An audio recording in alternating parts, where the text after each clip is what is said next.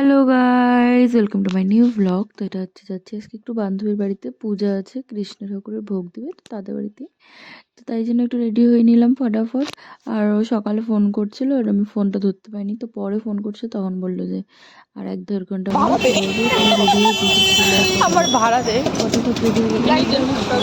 আলো এই যে এই এমন করবো তো মোবাইলে ওই দিনটা মোবাইলে আলো কোথাও ছায়া ফ্রেন্ড, স্কুল ফ্রেন্ড, কিন্তু স্কুলে মিট হয়নি সেইভাবে, ক্লাসমেট ছিল বাট ওইভাবে কোনোদিন কথা হয়নি।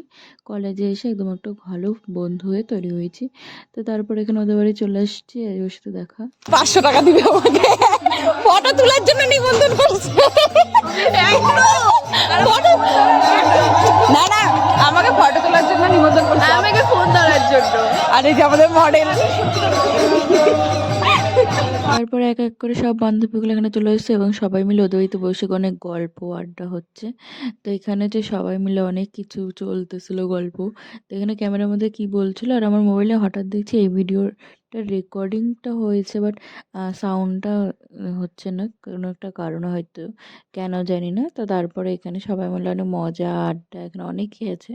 আর এই যে ও ফোনে কথা বলছে, তো আমরা ওকে নিয়ে বলছি আমরা ওকে দেখতে এসেছি, ছেলে বাড়ির লোক আসবে কখন, এই নিয়ে অনেক আড্ডা চলতেছিল।